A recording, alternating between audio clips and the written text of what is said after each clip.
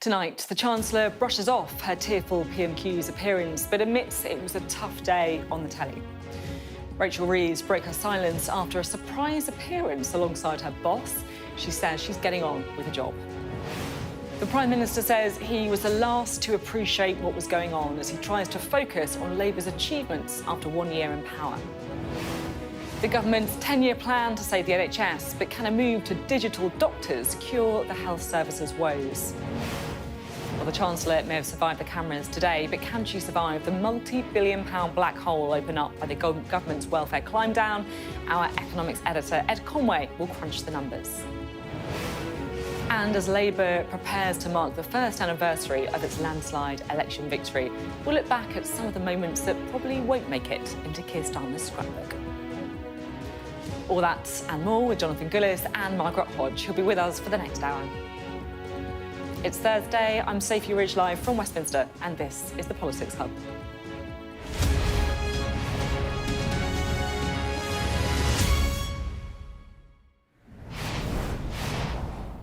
Hello, good evening. This weekend, Keir Starmer will have been in power for a year. It's been bumpy, to say the least, particularly this week. And a year ago, when Keir Starmer stood on the steps of Downing Street for the first time as Prime Minister, he did acknowledge how difficult things would be. In a world where everyone wants instant gratification, he said we would have to wait. Changing a country is not like flicking a switch. The world is now a more volatile place. This will take a while. But have no doubt that the work of change begins immediately. Have no doubt that we will rebuild Britain with wealth created in every community. The work of change begins immediately. Have no doubt we will rebuild Britain. But after this week, there is a doubt, a big doubt, because that work of change stopped when it came into contact with the Labour backbenchers. Two big U-turns, leaving a big hole in the government spending plans and no clear way to fill it. And look, a year ago, when journalists like me were commentating over Keir Starmer's election win, we knew he faced a difficult task. But what we could never have predicted was that just a year on, that 174-seat majority wouldn't be enough.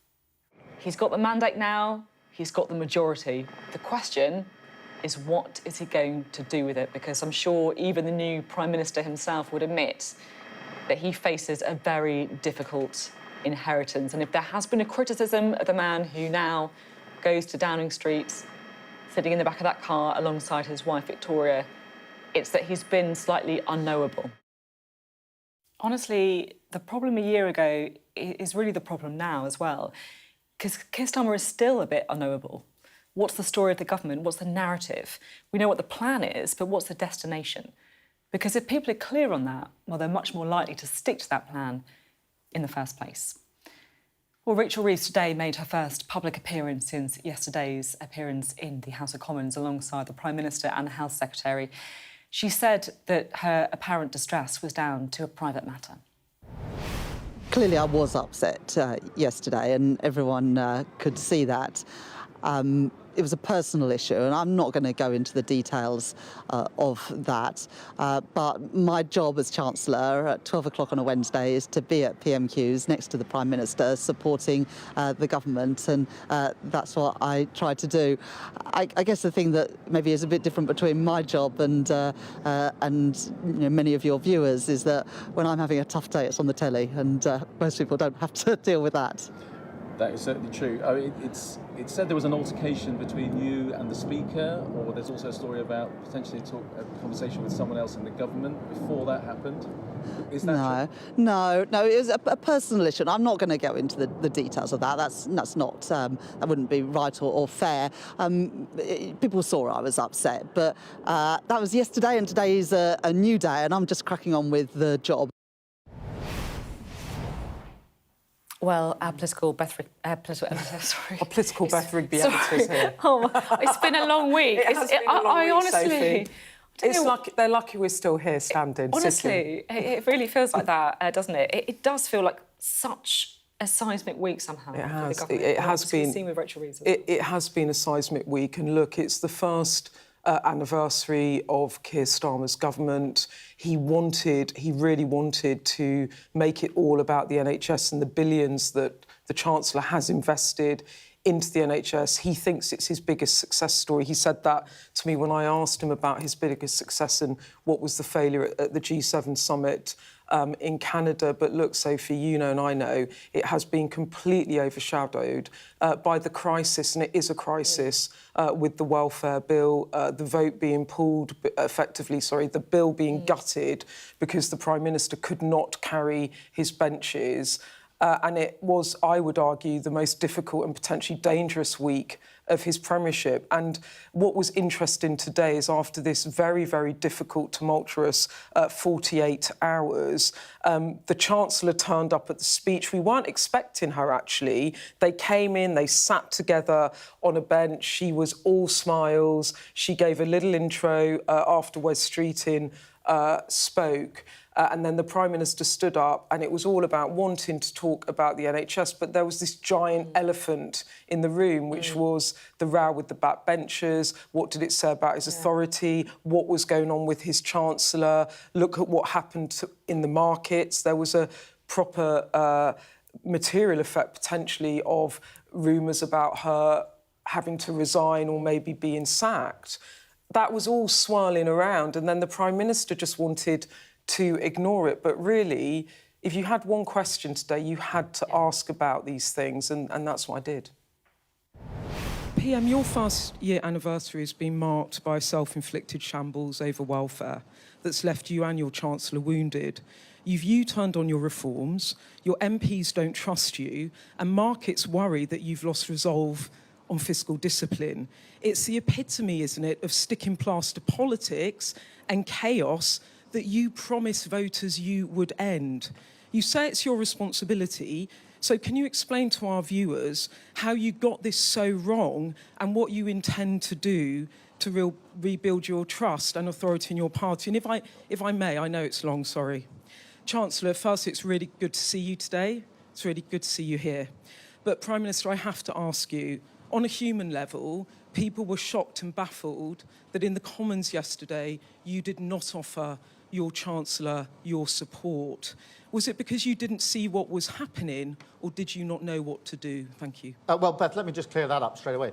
I didn't appreciate what was happening because, as you will probably appreciate, the PMQs is pretty wired. It goes from question to question, and I'm literally up, down, question, looking at who's asking me a question, thinking about my response and getting up and answering it. And so it wasn't just yesterday. No Prime Minister ever has had side conversations during PMQs. It does happen in other debates when there's a bit more time, but in PMQs, it is bang, bang, bang. That's what it was yesterday, and therefore I was probably the last to appreciate anything else going on in the chamber. That's just a straightforward human explanation. Common sense explanation, if you like. In relation to your invitation to tell your viewers what we've achieved in the first year of a Labour government, I'm very pleased to say we've brought down waiting lists. We promised 2 million extra appointments. We've delivered 4 million extra appointments. We've begun the project to build 1.5 million houses, particularly social and affordable houses. In schools, we have introduced breakfast clubs, really important for children so they're ready to learn when they get to school. We've rolled out free school meals to 500,000 more children, hugely important to them. We're just doing more on childcare. That comes on stream in September. So that is 9 months to 4 years free childcare across the country. We're ramping up and introducing the biggest upgrade in employment rights for a generation. We've got record investment into the country. Just last week, Amazon put in 40 billion investment into this country in jobs. That's one of the biggest single investments that has ever been made. You were going to lose a vote in the House of Commons. Are you just in denial? You've totally ignored my question.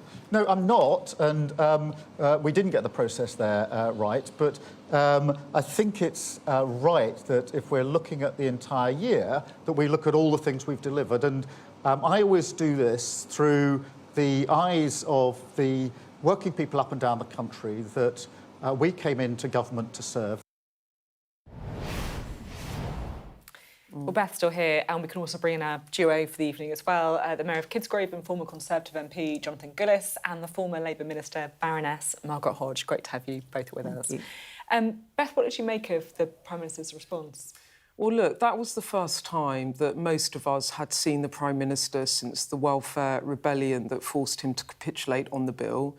And it was certainly the first time since we had seen him properly with his Chancellor after those horrible scenes in the Commons and questions about whether she was going to remain in the job, which were material because they were moving markets. The cost of borrowing spiked because of nervousness from investors that the Chancellor, with her fiscal rules and being the last defence, if you like, from those Labour MPs that perhaps want to spend more money and borrow more or tax more, they see her as fiscal stability, right? So there were serious questions to answer. And because the Prime Minister hadn't dealt with all of that after the rebellion, you go to an NHS event, but you have to ask him those questions. They are still questions that need answering. And what I thought was interesting about how he replied, I have some sympathy. It must be very frustrating when a welfare rebellion that, to be honest, is of his own making. It's a self-inflicted wound, this, but it's overshadowing what you want to talk about, which is your 10-year plan, and all the other things that he listed there that he had done. I think the issue with how he answered that question, and actually someone afterwards came up and said it, so it's not just me imagining it, is that what he did was he needs to take what happened with his Labour MPs on board. He needs to answer that question. He just swerved it. It was like, I am not talking about this rebellion. But it's like, just because you don't want to talk about it, it doesn't mean it goes away. And so what it looked like was that he was obfuscating, he was avoiding it. He was not actually answering the question. And that probably, I don't know how Labour MPs might feel about it, but for some of the voters watching it, they're like, hang on, like, come on, tell me about what's just happened this week. So I understand why he answered in that way, but I think part of the problem that he has had is what you said at the beginning, which is about being knowable to the public, about what he stands for, fighting his corner, making the argument, winning the argument. You can't just run away from the argument because you don't want to have it in that forum. And that's where I think... that's why I wouldn't normally interrupt him and come back in that way, but I felt that he had to be challenged on that. And it's been such a big week, it has been, but it's been a material week for so many reasons. Margaret, I'm interested to hear your take on the week. Well, can I just respond to the Rachel issue first, because I got really cross about that. I think she clearly has got some personal thing going on, none of our business, and she cried. And actually, that shows her being absolutely human. I've cried. I'm sure you've cried. We've all cried. And women tend to, we tend to cry when we're very upset. And it's not a sign of weakness. I get so angry that is taken as a sign of weakness. I think the sign of strength was that obviously she was in some sort of state over something in her personal life, yet she carries out her duty, comes into the House, sits next to the Prime Minister, and then today she comes out again and she's totally resilient and strong. And the other thing I was just going to say to Beth, the markets did wobble, but it shows how good she is, that the moment it was confirmed that she's not going to lose her job, actually the markets went back to their previous position. So she is actually an effective and good Chancellor. That's the first thing. On him not responding to your question, I think, Keir is a total practical pragmatist, and he will obviously be reflecting on what has not been our greatest week. And he's a politician as well, and he's the Prime Minister, and it's on him that they lost that vote. But you can see there are lots of stories going on. OK, that's the one that you're focused on. But there is the story. I mean, there is the story about the reform of the NHS, which I think was brilliant. We might come on and talk about that in greater detail. There is the story about 1 year on, what have we achieved, where are the pluses and the minuses? And he chose not to. He should have answered your question. I always think people should answer questions. But I have absolutely no doubt whatsoever that he's learning from that experience. And just to say one thing about welfare reform, he can't leave welfare reform. We have to go ahead with welfare reform. We've got 1 million kids under 25 not in work and not in training. We've got 3 million adults who are off work, not working because of health. This is a situation that is not, it's not a fiscal situation, it is a moral situation with fiscal implications. We have to tackle it. Yeah, I want to bring Jonathan as well, but to be honest, I could listen to you. It's been really, really interesting to get your perspective and your points on all of this stuff as well. I think, I'm picking up on what Beth was saying too, about the markets moving almost to shore up the Chancellor in some ways. But Jonathan, I'm keen to get your thoughts from where we are as well. So I'm willing, I suppose my concern is that whilst it is absolutely human for Rachel to be upset, and I don't think it's a sign of weakness to cry, but I think it's actually quite concerning that that event took place on the front bench in the House of Commons, and that someone who was that distressed was not asked to be able to go away in privacy, and the conversation could have happened between the Chief Whip and the Shadow Chief Whip about the fact the Chancellor's got something going on, which would have meant MPs on all sides of the House would have left the Chancellor alone. My concern with the story is we were told it was initially a fallout with the Speaker. Then we're told it's something going on in her personal life. Then there's rumours that there was a fallout with a minister at some other stage. Then there's rumours that potentially she's handed in her resignation, or she's about to hand her resignation in, or Sir Keir Starmer is about to move. And then today we see the Chancellor coming back out as if nothing had happened yesterday. I just find that really hard to stomach and believe that that is the full story that we're being told. I hope that if it is something that's in her personal life, that is now in a better place, and I hope that that she gets some comfort. But I didn't feel, being an outsider and watching it, there felt like there were more questions than answers that we got over the course of 24 hours. I do want to come back in, because if she hadn't come yesterday, there'd have been a hell of a lot of questions as why is Rachel not in her usual seat behind the Prime Minister, next to the Prime Minister, supporting? And I've just got to think, Jonathan, you know, things go wrong in one's life. All of us have personal things going wrong. She has, I think, has shown incredible resilience. A, in having the guts to sit there when she was feeling, she was feeling awful, and B, coming out today, being strong, resilient, and caring. The only thing I would say about that, though, is that she is the Chancellor and she effectively runs the economy, and her presenting like that in the Commons, and I have huge sympathy for that. For her in that moment, because that's very exposing when you end up thinking, I can handle this, I can keep it together, and then as time goes on you feel like you can't handle whatever is going on. I have huge sympathy for it, and I don't think we should be questioning. No. Actually, I think she's given her answer about it being personal. I think it should be left at that. But it is quite damaging because she's the Chancellor. So actually, if the markets are worried that she's going to be sacked or she's not clear or whatever, it does have a material effect. And so wouldn't it have been better for her not to have shown up? Well, I'm sure she didn't think she was going to cry, right? As that's the first thing to say. And the other thing is, the one thing, there's such a loss of trust in politicians, and we're all felt to be, we're not real, we're not genuine, we're not authentic.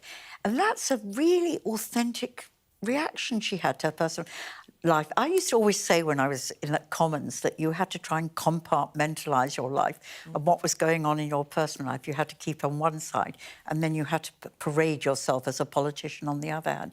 And occasionally there was that clash, and there was that clash yesterday. And I think she showed an authentic woman in turmoil. Okay. And that's not, for me, weakness. I think she would have been weak if she hadn't come back today, and I think you'd have probably been asking exactly the same questions, as would the markets, if she hadn't shown up yesterday. Okay. Really interesting to hear from all of you. Thank you so much indeed. Well, of course, the ongoing conversation, the debate, is sure to feature in tomorrow's papers. Once again, we'll have our extended press preview from 10:30 this evening with tonight's news and tomorrow's headlines. Joining us will be the Daily Telegraph's Associate Political Editor, Tony Diver, and the Editor-in-Chief of nationalworld.com, Nancy Fielder. Now, as we've been discussing, the PM, the Chancellor and the Health Secretary were all out in force together to launch the government's 10-year plan for the NHS. The strategy aims to shift the health service from being hospital-dominated to a more community-focused and create a digital service too. Our health correspondent, Ashish Joshi, has more. May I take your date of birth, please? What I'll do, sir, is I'll pop it on someone's list to do today. The dreaded 8 a.m. scramble for a GP appointment. So you last had an appointment on the 19th of June, which I don't think you attended. another symptom of an NHS struggling to deliver quality patient care. So it's quite busy today. But under the government's 10-year plan, the NHS will be a 24/7 service there for its patients when they need it most. It's promised to deliver thousands of GPs to drive forward its transformation of the health service. But Dr. Kumar has his doubts. With things like national insurance and minimum wage increases, we've seen that our bills have got a lot higher and the funding hasn't supported that. So it means that we would struggle to recruit any more GPs from our current funding. The 10-year plan will see a shift away from hospitals to community care, increase focus on prevention, and employ the latest technology. I think the GP surgeries need to change because they seem to be the ones that hold everything up. On paper, it sounds like a really good idea, but where are we going to get the staff? I feel like the current Labour government does have good intentions. I think they really are keen to get it fixed. Obviously, implementing it is another story. The government's 10-year plans have been broadly welcomed, but questions about delivery and workforce remain. Under Labour, GP practice has actually not got better, it's got worse. On average, 5.8 million people a month waited more than 14 days for a GP since Labour took office, compared to 5.4 million over the same period last year when the Conservatives were in power. So GP practice is becoming more inaccessible under Labour. 62 GP practices have closed since Labour came to power. So this idea that you're recruiting more GPs, training more GPs, more patients are having access to GPs isn't quite true. The numbers don't quite add up. Well, it's a tide that we need to turn. And when I came in, I found this absurd situation where there were qualified GPs who couldn't find jobs at the same time as patients couldn't get access to a GP. And the decision I took within weeks of taking office was intended to get 1,000 more qualified GPs onto the front line within the year. We've actually got 1,900 onto the front line. But I take your challenge. I take the challenge on the chin about trying to stop practices from closing, to try and stop GPs leaving the profession, and to make sure that people have an improving experience in general practice. That's why neighbourhood health is such a big part of the plan. 10 years will feel like a long way off for patients struggling to access care. They'll hope that this promised revolution transforms their care much, much sooner. Ashish Joshi, Sky News. I just wanted to bring you some breaking news because the actor Michael Madsen has died, aged 67. He was most well known for his performance in Quentin Tarantino's debut film, that's Reservoir Dogs. He also appeared in several other Quentin Tarantino films as well, including Kill Bill, The Hateful Eight and Once Upon a Time in Hollywood. With that news coming in now, that the actor Michael Madsen has died at the age of 67.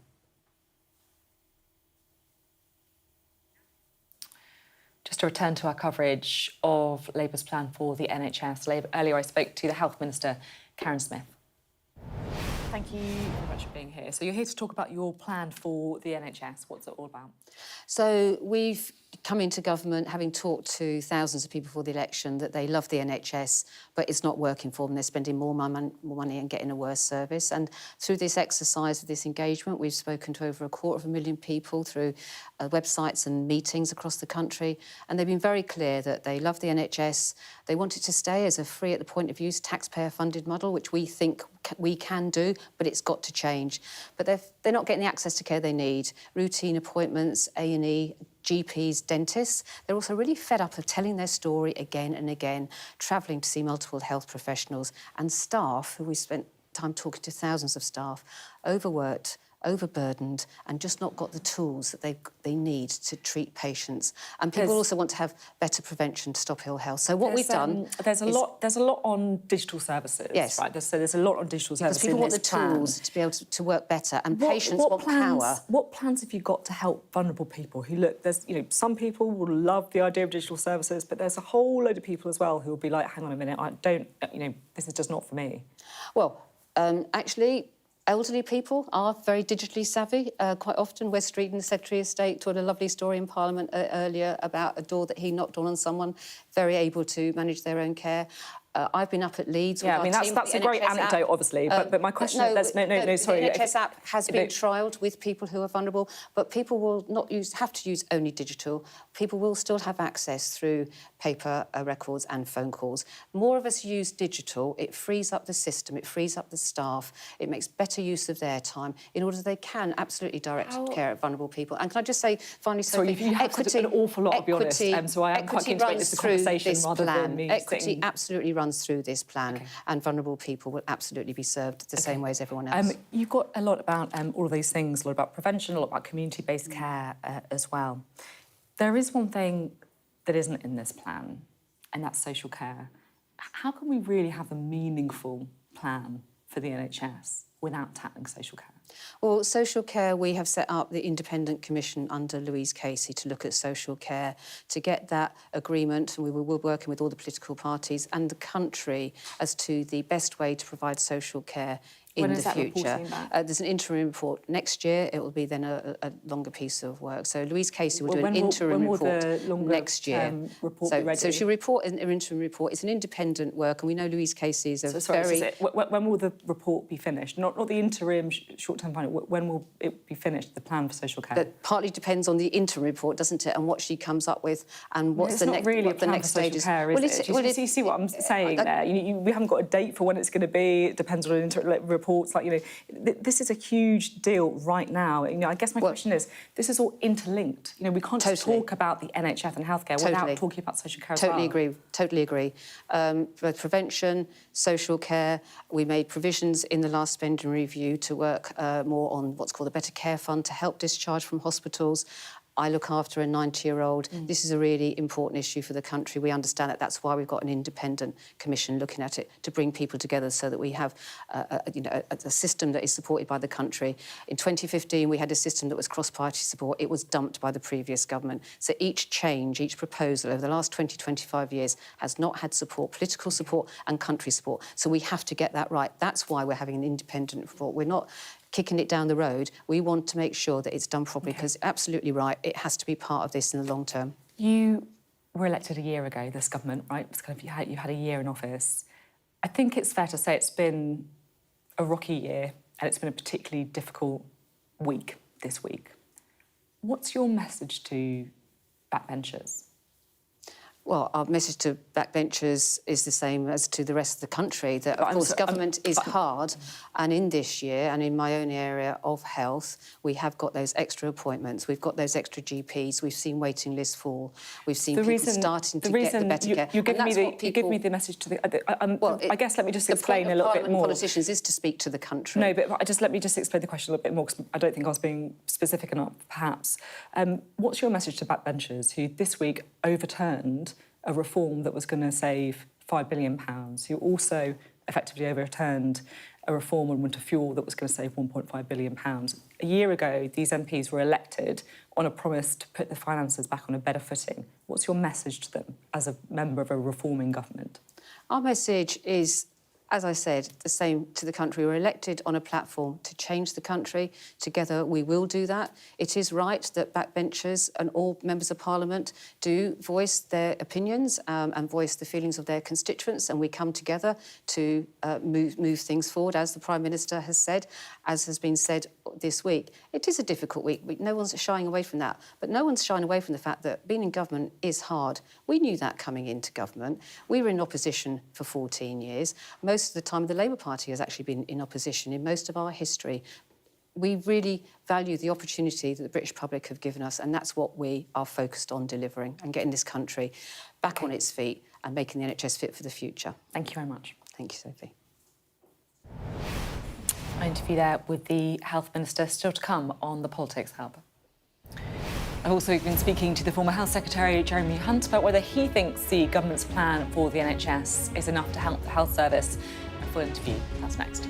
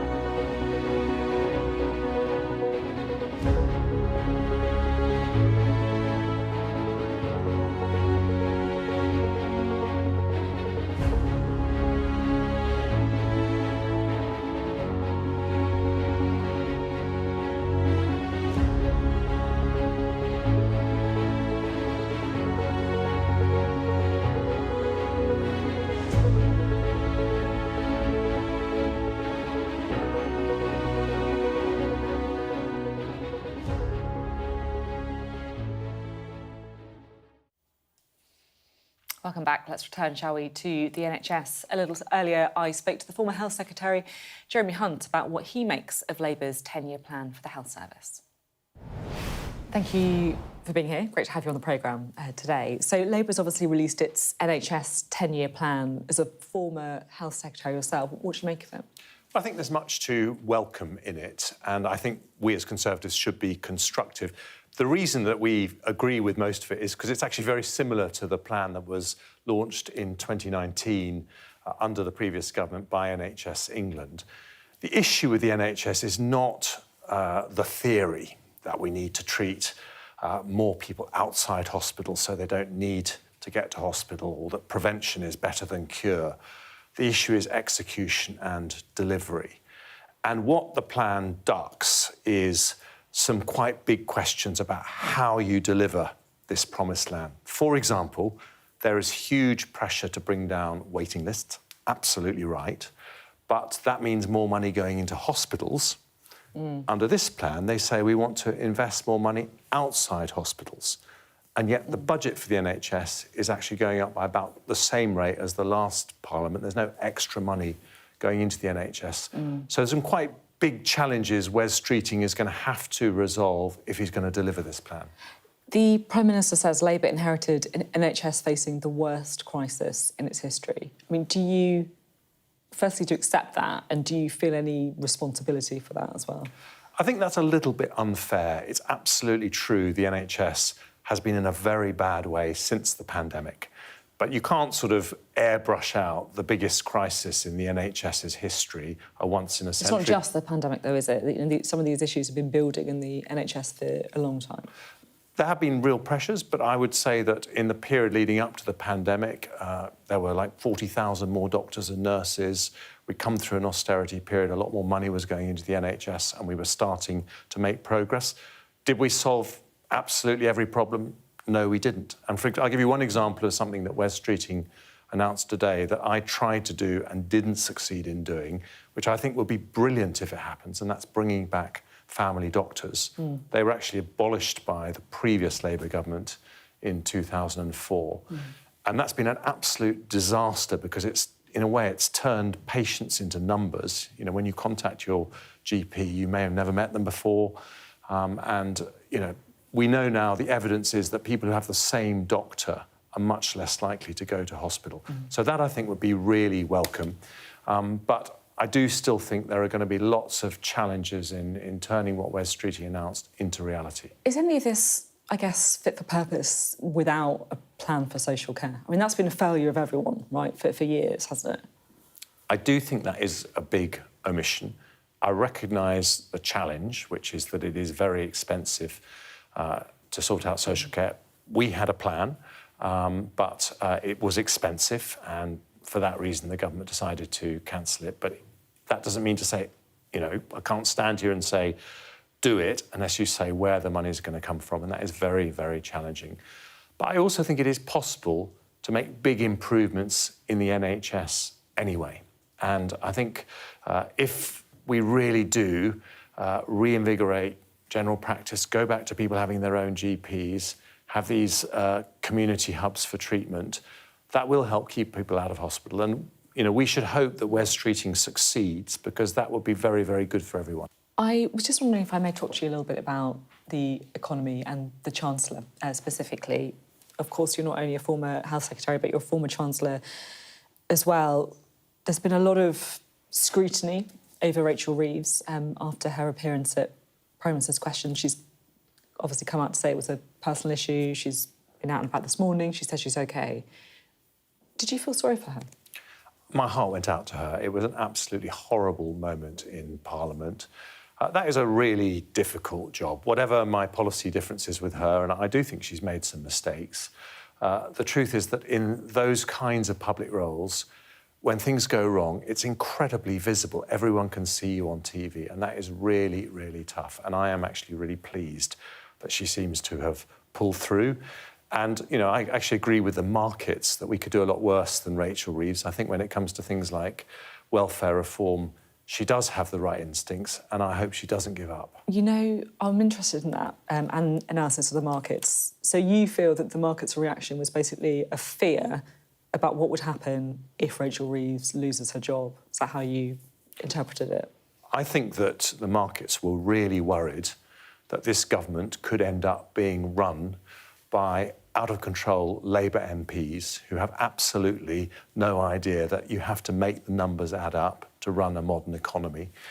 And I think they feared that if Rachel Reeves went, we would end up with a replacement who would end up borrowing a lot more money than we can afford. So, you know, I think they're right. I actually think there is that risk with Labour, and so I was relieved that she has pulled through. And, you know, I hope she doesn't give up on welfare reform, because let's be very clear, if we don't reform welfare, not only is there an appalling human cost of parking people in a welfare trap, which is far worse for them and their families over the long run, but for everyone else, what it means is that taxes will have to go up, and that will slow down growth even more, and we'll get stuck in a doom loop of ever higher taxes and ever lower growth.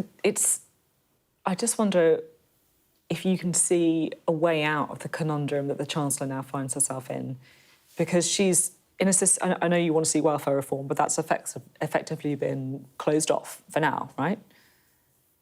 The spending review has been done, so it's very hard to see how she can go back and ask for further cuts from departments. You've talked about the market reaction to bending the fiscal rules. It feels like the only choice she has is tax rises. Well, I actually agree with a lot of Labour commentators who have been saying that the biggest thing the government has been getting wrong is not having a proper narrative that explains where it wants to go and how it wants to get there. And I think the problem with the welfare reform proposals that were rejected by Labour backbenchers this week is that they came across as a money-saving measure that was produced at the last minute. But she can't change that now, can she? Well, I think she can't just change that before the budget, right? Well, I think there's an entirely different set of reforms. Let me give you an example. If someone has anxiety or depression, every doctor will tell you that social contact is very important. And actually the worst thing for that person is to be signed off having to look for work, having to go to work. And if you had welfare reforms that increased mental health treatment for people in that situation and therefore stopped them needing to go on benefit, I think that's something everyone would understand the narrative about. So I do think this is something we need to come back to. OK, thank you very much. Always interesting to talk. Thank you. I just want to take you over to America, because Donald Trump's, what he's describing as his big, beautiful bill, which is his spending and tax policy laying out, has just passed through the House of Representatives after previously clearing the Senate. I just want to take you to the moment that happened. On this vote, the yeas are 218, the nays are 214. The motion is adopted.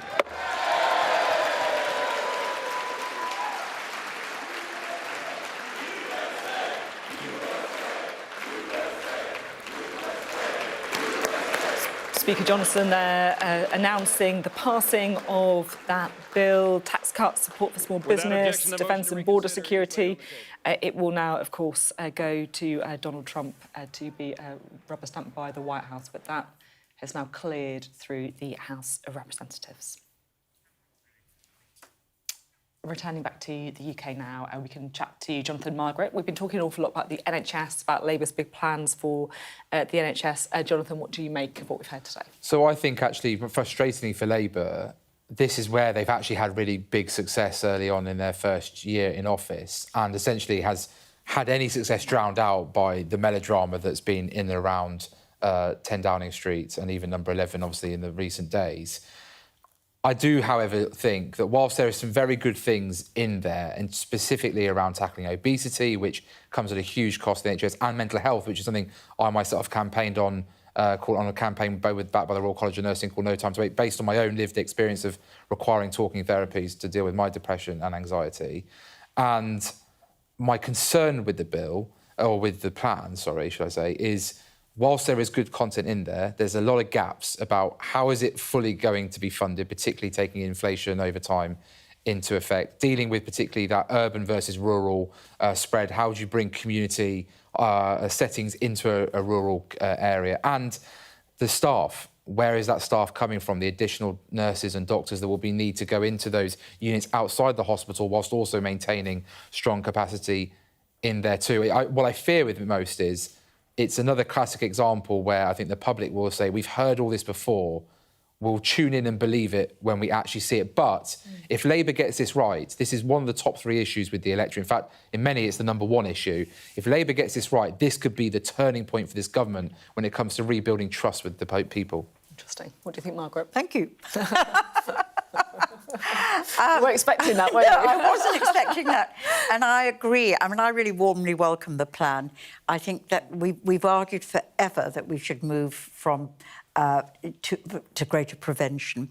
And it will mean actually taking money out of hospitals. So, you know, it will be, the delivery is hugely important. But if we can do that, I welcome putting the patient at the heart of what, rather than the professionals. I really, really welcome that. And I think on my own constituency, having those community health centres is really important.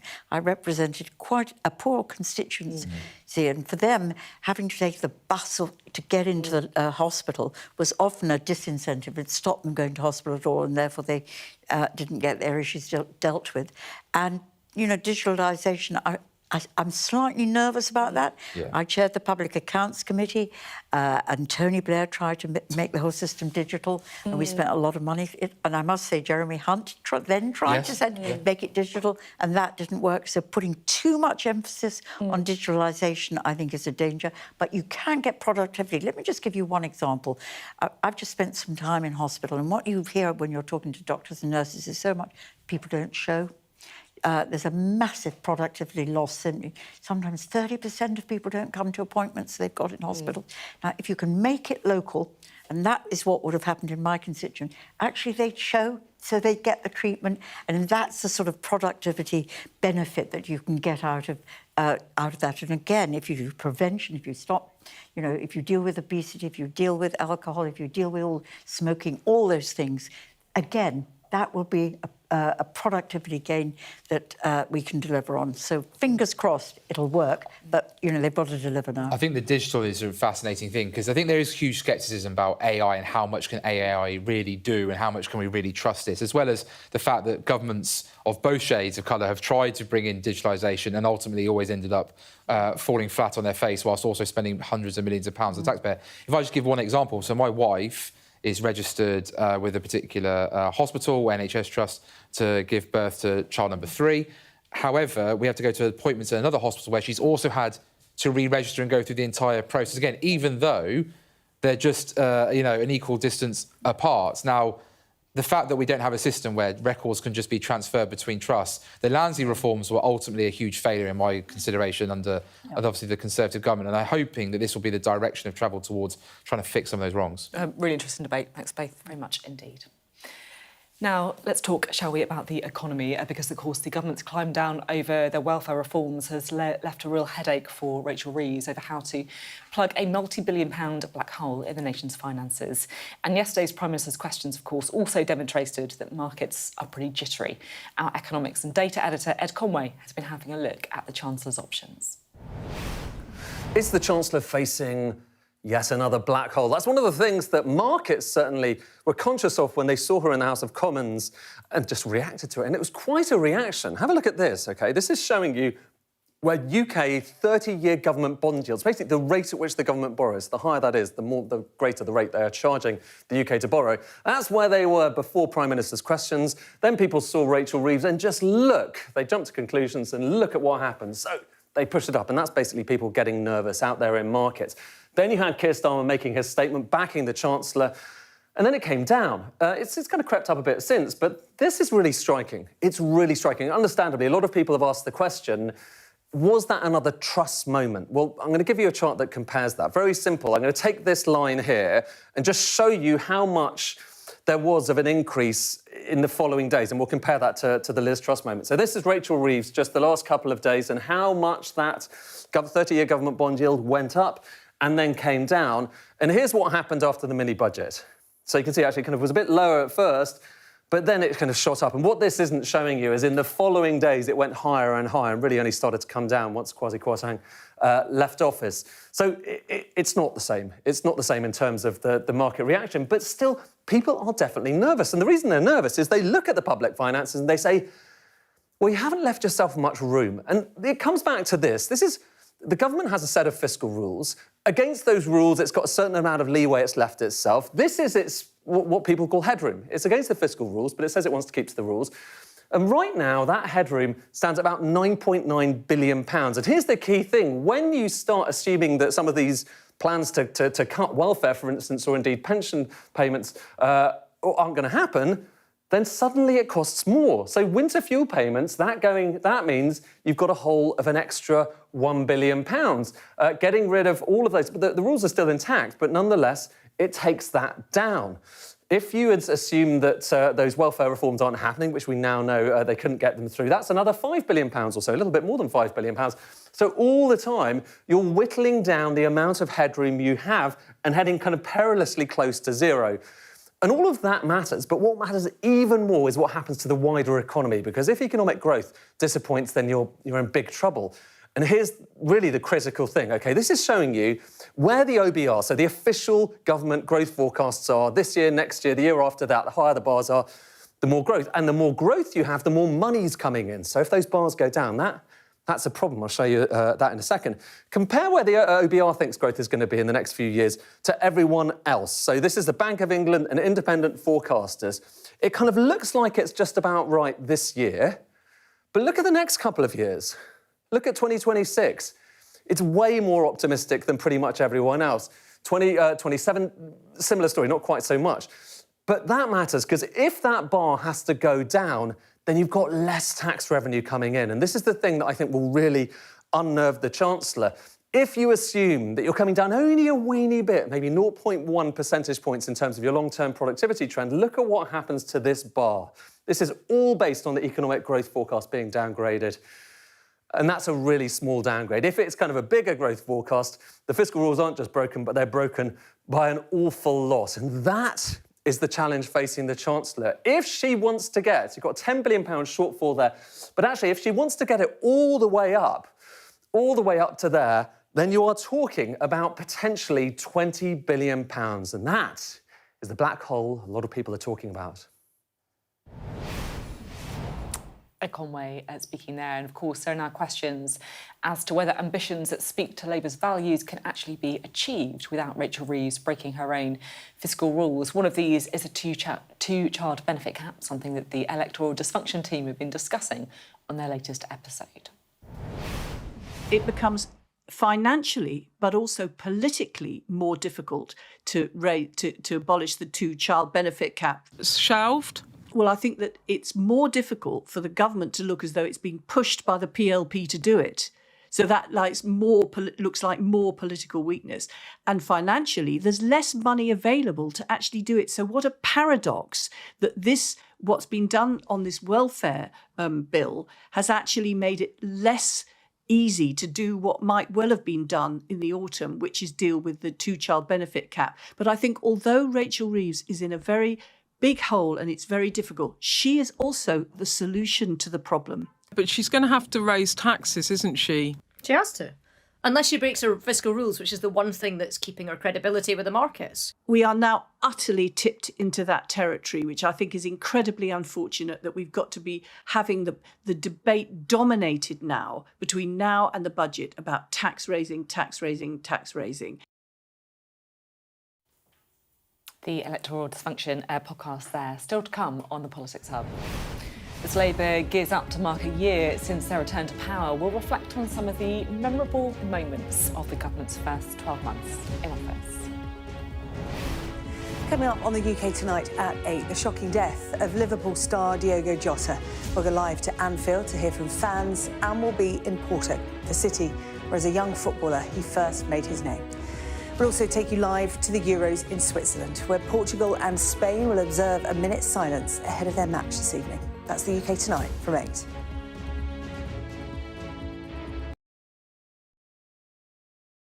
Over there, to your left. There have been airstrikes every day. Hezbollah are very sensitive about us showing any pictures, and we're being hurried away right now. It felt akin to riding into some sort of Armageddon. Many other areas have been hit badly. There are shells coming in every few minutes. Hear that whistle and that crunch? We know that they're coming from the south of the city, where there's a column of Russian armoury. I'm Alex Crawford, and I'm Sky's special correspondent based in Istanbul. It's trying to hit us. That's it. It got us then. There's a lot of action going on. A lot of hits coming in still. We were the first journalists and the only outsiders to reach the site of the attack several weeks after it happened. We found from the missile. It's very difficult to see what around here could be conceived of as a legitimate military target. Only about half a mile from the Turkish coast, boat seriously overcrowded. This is one of the most severe viruses in the world. Clearly not had very much to eat at all, a lot of them extremely thin and very frail. Look at that sheet of flames, and that has happened within minutes, and now it's coming from both sides, and it's moving this way. The world's largest falls now down to a trickle in places. I can't imagine how much plastic is lying at the bottom of this huge lake. Whoa! Getting up close and personal with a rhino. This is what makes the job so fantastic. We arrive. A secret hospital hidden in the Myanmar jungle, treating the victims of this bloody war. This is Myanmar today. Its military rulers don't want the world to see, but we have. I fight for my own future. I fight for my generation's future. This is an actual crime. They don't care for that. Myanmar army is only a couple of kilometers away. So this is a major humanitarian disaster.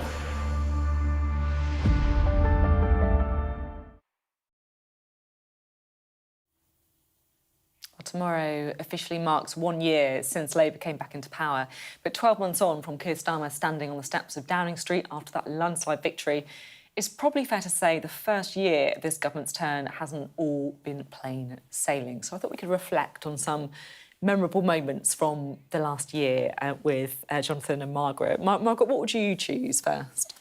I think actually a memorable, good moment in a funny way was Southport. That when that all happened and it looked as if it was all going to explode and we were going to have riots in the streets and we were going to have mosques set on fire and the hotels set on fire.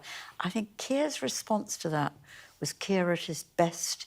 You know, he was pragmatically, he was practically brought everybody together. And actually, within a day or two, he calmed everything down. It's a funny moment for me to choose, but I thought it showed leadership at its best. And sometimes it is those huge moments for the country that we remember as well, and whether or not our politicians rise to the occasion. What about you?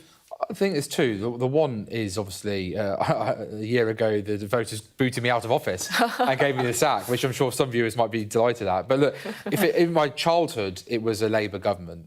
All my adulthood has essentially been a Conservative government. So it was a big moment, you know, for me to see that change. But I think he won't like this, I'm sure, Keir Starmer, but the recent stumbling out of 10 Downing Street this week on what was, as he was heading to the House of Commons, kind of, for me, summed up how this government has gone. It's been stumbling and bumbling for a little while, but they still have time. Yeah, I mean, it's good to get the range of stuff as well. And like you say, there is still time, although it does feel to me that this week is a week we are going to remember. It's been great. I wonder if we will. Do you think? I think it might well be a bubble and we'll come back and it'll be we'll have to like see. the NHS. It's been great to have you both on the programme tonight. Thank Thank you so much for the debates and the conversations. Now, I wanted to end the programme on a story that we've been covering on Sky News throughout the day, which is the tragic death in a car accident of the Liverpool and Portugal striker Diogo Jota. Really upsetting and shocking. And these are live pictures from outside Anfield, where people have all day been gathering to lay flowers and grieve for a young man who, along with his brother, lost his life. Well, Portugal are playing Spain in the Women's Euros in Switzerland tonight in just a few moments' time. In a minute's silence, is going to be held. So we are going to take you there, we're going to listen to that silence, and I'm just going to hand you now to my colleague, Sarah Jane Mead, to take you through that.